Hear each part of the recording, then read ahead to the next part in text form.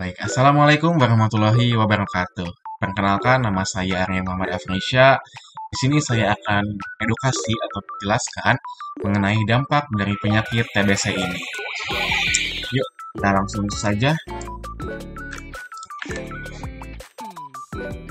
Lalu juga ada latar belakang yang menjadi alasan saya ingin mengambil mengenai tuberkulosis ini. Baik menurut laporan tahunan WHO atau World Health Organization atau Organisasi Kesehatan Dunia tentang pengendalian TB global pada tahun 2018, terdapat 10 negara dengan beban tinggi untuk kasus tuberkulosis paru. Dan Indonesia berada di peringkat ketiga dengan kasus 842.000 kasus tuberkulosis. Data WHO 2018 menunjukkan angka insiden TB di Indonesia pada tahun 2017 mencapai 319 per 100.000 penduduk, dengan angka kematian akibat tuberkulosis sebesar 40 per 100.000 penduduk. Nah, ini adalah alasan saya mengapa saya ingin tuberkulosis. Ini juga sedang marak terjadi di Indonesia, seperti itu. Ada juga tujuan dalam saya menjelaskan mengenai dampak penyakit tuberkulosis ini.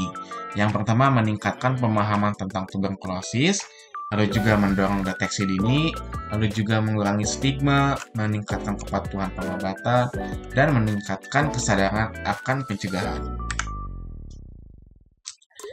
Nah, apa sih TBC itu? Mungkin kalian sudah tidak asing ya dengan TBC gitu, sudah sering dengar juga mengenai TBC ataupun tuberkulosis karena sering terjadi di sekitar kita seperti itu. Ini ada video, mungkin karena videonya terlalu lama, saya akan menjelaskan saja ya secara langsung. Apa sih TBC itu?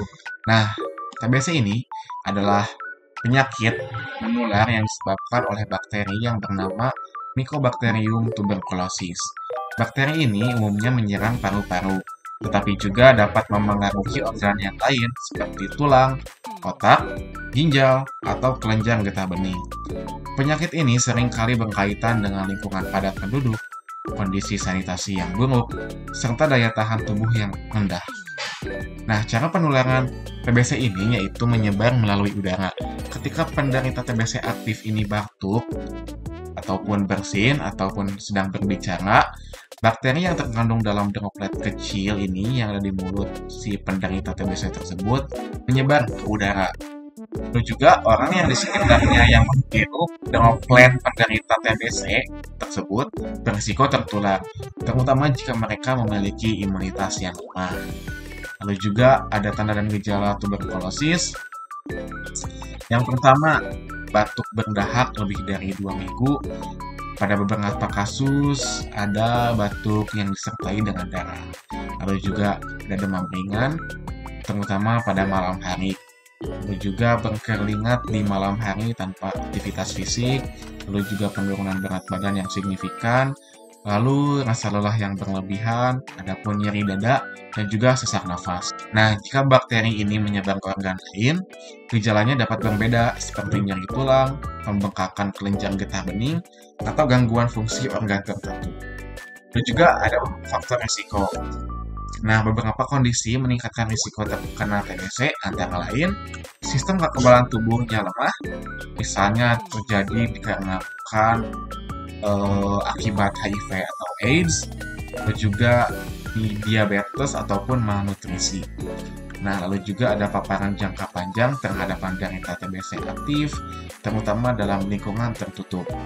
Lalu juga ada lingkungan dengan sanitasi yang buruk, ventilasi minim, atau polusi udara. Kebiasaan merokok yang melemahkan paru-paru juga. Itu bisa meningkatkan risiko terkena TBC.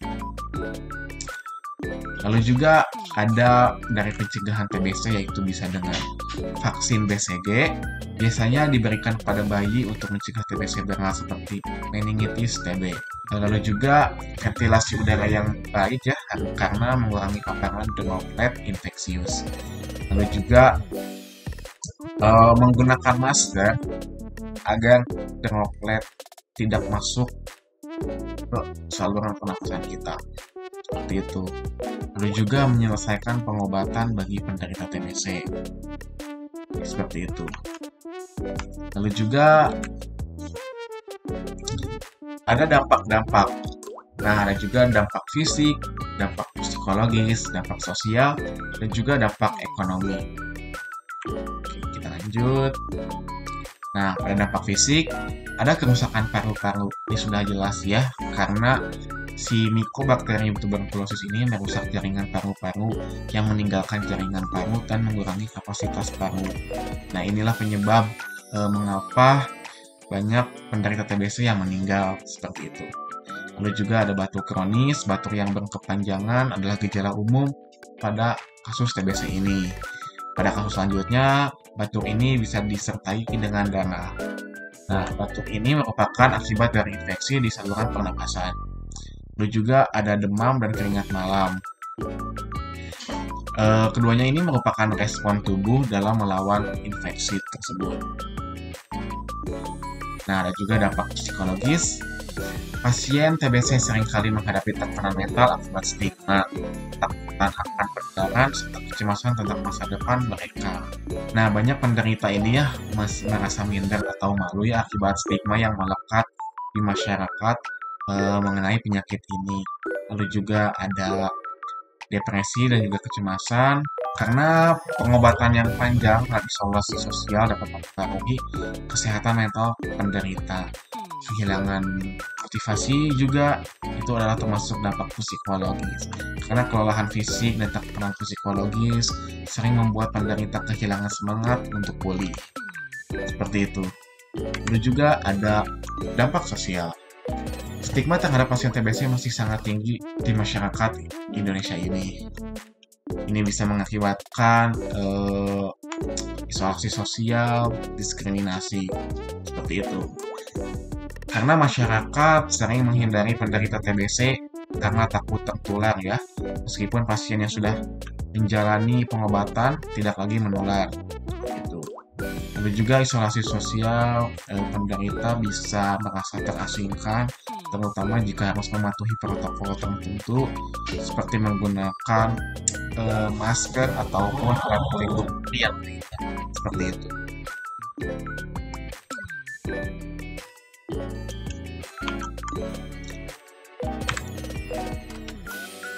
Lalu juga ada dampak ekonomi.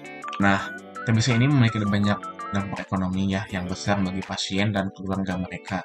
Karena biaya pengobatan nih yang benar-benar menguras ekonomi penderita. Lalu juga ketidakmampuan untuk bekerja selama sakit karena ya ketika sakit tidak enak badan gitu, tidak bisa bekerja karena ya mereka sakit, penderita sakit seperti itu. Lalu juga ada pengeluaran tambahan lainnya seperti transportasi dari rumah ke rumah sakit menggunakan transportasi seperti bensin ataupun naik angkutan umum. Lalu juga nutrisi ataupun masalah konsumsi yang menjadi beban yang cukup berat. Nah, seperti itu.